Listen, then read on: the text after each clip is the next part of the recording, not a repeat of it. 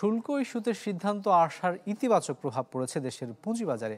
সপ্তাহের প্রথম কার্যদিবসে ডিএসসির সাধারণ সূচক 2.25% বেড়ে ছাড়ায় 5,500-এর ঘর, যা 10 মাস পর সবচেয়ে বেশি।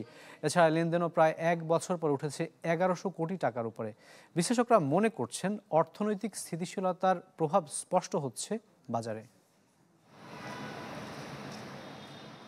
শুল্ক নিয়ে 4 মাসের টানাপোড়েন শেষে খানিকটা স্বস্তিতে বাংলাদেশ। ফলে রপ্তানির বাইরেও এর ইতিবাচক প্রভাব ছিল পুঁজিবাজারে।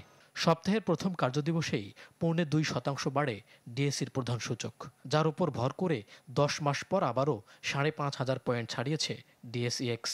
শুধু তাই নয়, 1 জুলাই থেকে 3 আগস্ট পর্যন্ত সার্বিক সূচক বেড়েছে 671 পয়েন্ট। বিশ্লেষকরা বলছেন, সার্বিকভাবে কিছুটা স্বস্তি ফিরেছে অর্থনীতিতে, যার প্রভাব পড়েছে পুঁজিবাজারে।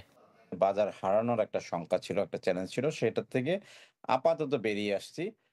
আপনার মানে যেটা হচ্ছে যে এটা একটা স্বস্তির ব্যাপার এবং তারই একটা রিফ্লেকশন আজকে আমরা দেখতে পেয়েছি stock market on the textile sector.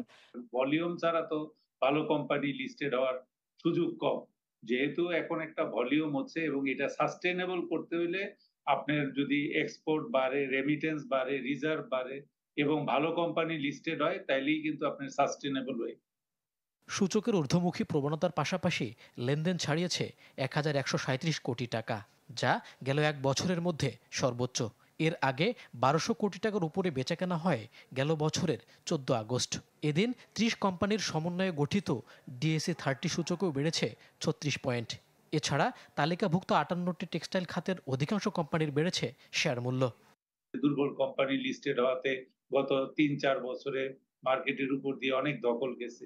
সেগুলা থেকে বের করে এনে কনফিডেন্সের জায়গা তৈরি হচ্ছে এবং আস্থার জায়গাটা তৈরি হচ্ছে। অনেকদিন ধরেই দেখতেছি ইতিবাচক ধারাটা, যেহেতু বাজার অনেকদিন একটা ডিপ্রেশনে ছিল।